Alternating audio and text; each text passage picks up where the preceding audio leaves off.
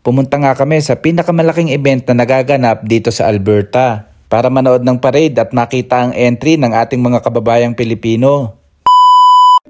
For today's video nga pala ay pupunta kami ngayon sa Calgary Stampede Parade. Isa ito sa pinakamalaking event na ginaganap dito sa Alberta, Canada. Ginaganap ito sa may downtown ng Calgary. Kaya naman kinakailangan mo sumakay ng train para makapunta sa downtown. Marami naman libreng parking sa mga station ng train. At dito nga namin napili sa may Randall Station. Mabilis lang naman ang biyahe at halos 20 minutes lang ay nandito na kami sa downtown ng Calgary. At dito nga kami bumaba sa may City Hall Station. At inabangan na nga lang namin ang parade kung saan ito matatapos. 10 AM na nga kami dumating dito at 8 AM nag-umpisa yung parade. Nakakamangha lang talagang pumunta dito sa may downtown ng Calgary, lalong-lalo na kapag may ganitong event. Isa nga pala itong Calgary Stampede event sa mga dinarayong event dito sa buong Canada. Napakaraming mga taong dumarayo dito na nagmumula pa sa US at mga karatig bansa dito sa Canada. Kaya naman pinaghahandaan talaga ito ng mga tao, lalong-lalo na ng syudad ng Calgary. Inabot nga namin yung parade at nakakuha pa kami ng upuan dito. I-share lang namin yung ilang clips dito sa video. Kung gusto mong mapanood yung mahabang video ng parade ay puntahan mo yung live namin dito sa page. Kung mapapansin nyo nga dito sa parade ay marami mga kabayo at mga naka-cowboy attire.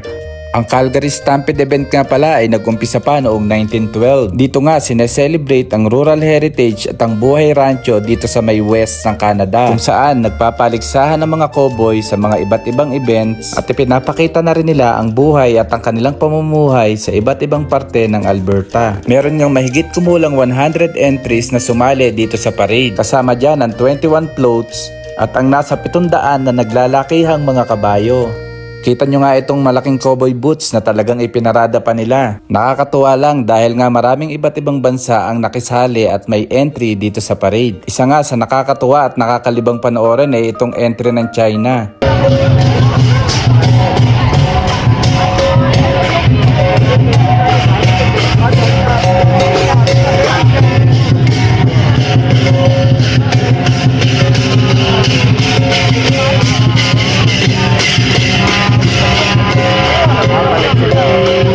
Siyempre ang pinakahihintay namin ang entry ng ating bansang Pilipinas na talaga namang hindi magpapahuli na ipakita ang kultura nating mga Pilipino.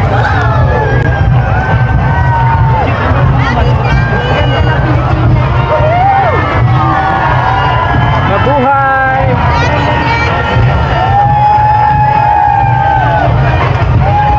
Wow, we got the festival.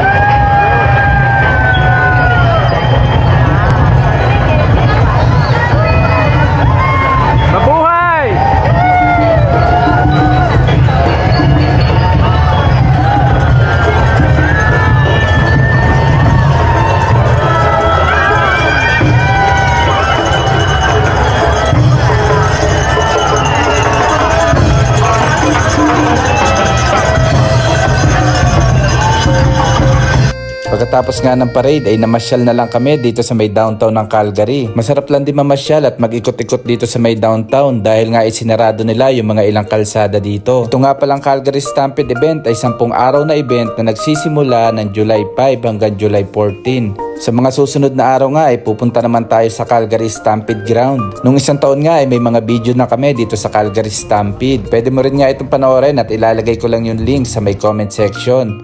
Marami kang nga pwedeng pasyalan at makainan dito sa may downtown ng Calgary. Ang problema na nga lang natin ay yung pambili.